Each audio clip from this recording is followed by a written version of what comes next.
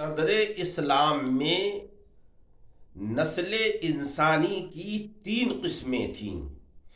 ایک تو وہ تھے کہ جو کھلم کھلا اسلام کی حقانیت کا انکار کرتے تھے، وہ مانتے ہی نہیں تھے، نہ وہ رسولوں کو مانتے تھے، نہ وہ نبیوں کی نبوت کا اقرار کرتے تھے، نہ وہ قرآن کو مانتے تھے، نہ نماز اور روزے سے ان کا اتفاق تھا۔ اور ایک جماعت وہ ہے کہ جو کامل درجے کے ایمان والوں کی ہے، جن کو حضرات صحابہ رضی اللہ تعالی عنہم کے نام سے ہم یاد کرتے ہیں۔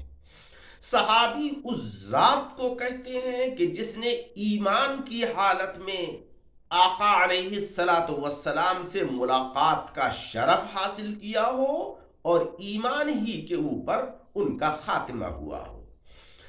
ان دونوں کے بیچ میں ایک جماعت وہ ہے کہ جن کو منافقین کہتے ہیں۔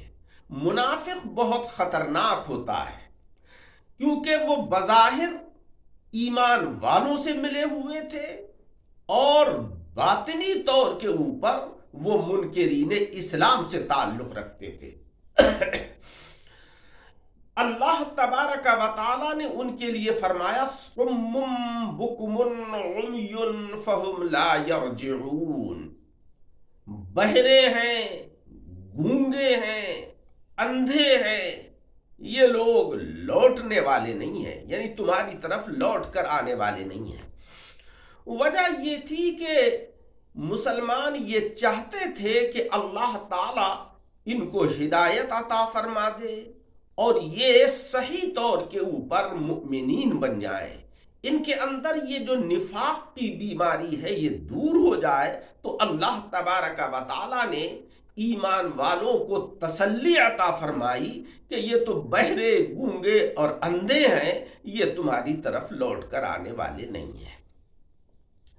دیکھیے، قرآن عظیم کے اندر جو بھی واقعات، جو حکایات، جو بھی آثار اللہ تبارک و تعالی نے نازل فرمائے ہیں، وہ اس لیے نہیں ہے کہ وہ محض ایک قصہ اور کہانی ہے، اس کو سن لیجئے اور لطف اندوز ہو جائیے، بلکہ مقصد یہ ہوتا ہے کہ ہم ان واقعات کو جو قرآن عظیم میں مذکور ہیں ان کو پڑھیں یا سنیں اور ان کے اوپر غور کریں اور اپنا تجزیہ کریں کہ یہ صفات کہیں ہمارے اندر تو نہیں ہے۔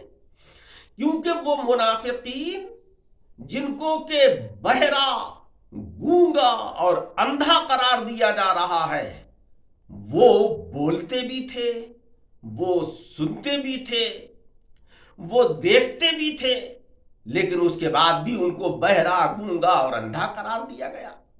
وجہ یہ تھی کہ اللہ تبارک و تعالی کے نزدیک اسلامی نقطہ نظر سے قوت سماعت حقیقت میں وہی قوت سماعت ہے کہ جو حق بات کو سنے اور اس سننے کے بعد اس کے اوپر عمل کرے۔